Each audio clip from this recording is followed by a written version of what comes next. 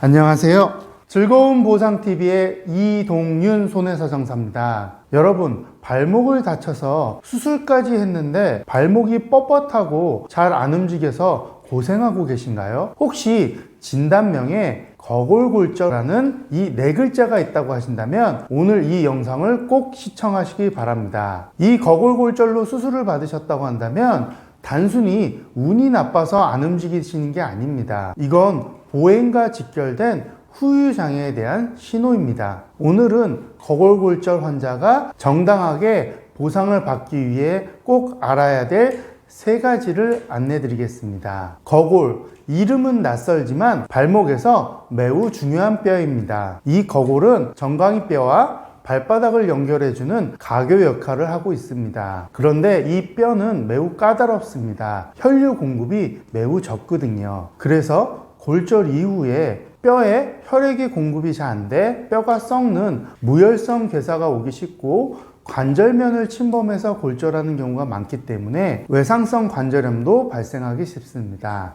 즉 후유장애가 남을 가능성이 매우 높은 병명입니다. 단순히 시간이 지나면 낫겠지 하고 후유장애 검토 없이 무작정 합의를 하시게 된다면 평생 후회하실 수도 있습니다. 그러면 놓치면 안 되는 보상금의 두 갈래에 대해서 얘기를 드리겠습니다.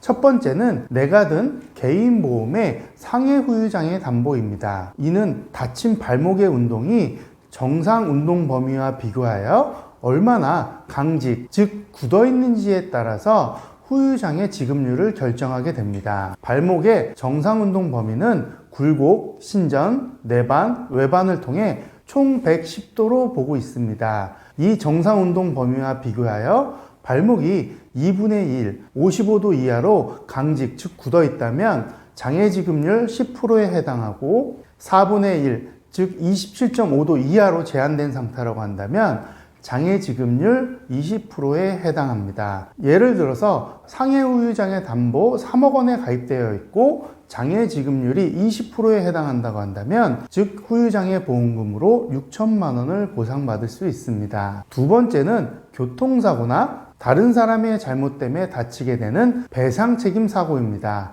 이때는 발목 운동 제한에 따른 노동능력 상실률을 평가받아 이에 따른 향후 내 미래의 소득에 대한 감소분인 일시수입을 산정하게 되어 있습니다. 보통 발목 운동 제한에 따라 정강직, 완전 굳음과 부정강직, 즉 굳음의 정도에 따라서 노동능력 상실률은 14%에서 23%까지 다양하게 평가될 수 있으며 이 노동능력 상실률은 여러분들의 소득과 노동능력 상실률 그리고 장애 기간에 따라서 일시수입이라는 합의금의 가장 큰 보상금의 항목을 산정할 수 있는 요소가 된다는 것입니다. 이는 여러분들의 합의금을 수백 원에서 수천만 원까지 차이를 발생할 수 있는 매우 중요한 요소입니다. 그러면 제가 이 거골골절로 실제 보상금을 받으셨던 사례를 소개시켜 드리겠습니다. 피보험자분께서는 직장 내에서 근무를 하시다가 지게차 바퀴에 발등을 밟혀 거골이 탈구되고 골절되는 부상을 받게 되십니다. 이후 수술적인 치료와 지속적인 재활치료를 받았음에도 불구하고 심한 발목 운동 제한이 남게 되셔서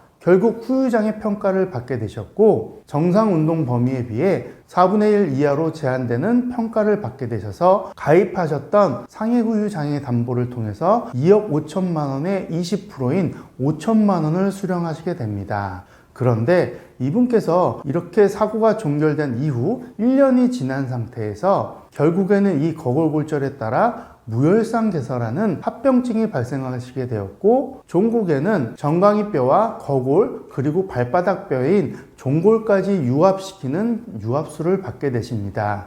이에 따라 피보험자분께서는 발목이 완전히 움직이지 않는 완전강직에 해당하시는 후유장애 평가를 다시 받게 되셨고 추가적으로 장애 지급률 30%에 해당하는 후유장애 보험금에 대해서 추가 청구를 하시게 됩니다. 결국 기존 장애에 비해서 10%가 증가한 부분에 대한 2,500만 원을 추가로 보험금을 수령하실 수 있었습니다. 이러한 부분에 대해서 보험사는 여러분들께 먼저 안내해 주지 않습니다. 따라서 이런 거골골절로 부상을 당하셨다고 한다면 꼭 저와 같은 전문가에게 상담이나 자문을 구해서 진행해 보시기 바랍니다. 오늘 말씀드린 이 세 가지는 꼭 기억하셔야 됩니다. 첫 번째, 거골골절은 수술 이후에도 외상성 관절염이나 무혈관 괴사와 같은 합병증이 발생하기 쉬운 부상이기 때문에 꼭 후유장애를 검토해 보셔야 됩니다. 두 번째는 내가 가입한 개인보험이나 혹은 교통사고나 배상책임사고로 상대방에게 손해배상 청구를 해야 되는 경우에라도 후유장애 평가 방식에 따라서 각각의 보상금을 둘 다 챙기셔야 된다는 것입니다. 세 번째는 저와 같은 전문가를 통해서 객관적인 평가를 받아서 보험금 청구를 진행하시기 바랍니다. 지금 거골골절로 어떻게 진행해야 될지 막막하신가요? 그러시다면 댓글이나 상단의 상담번호로 연락을 주신다면 친절하게 상담해 드리겠습니다. 20년 경력의 베테랑 손해서정사인 제가 여러분들의 길잡이가 되어 드리겠습니다. 오늘의 영상도 여러분들께 도움이 되셨다면 구독과 좋아요를 부탁드리겠습니다. 감사합니다.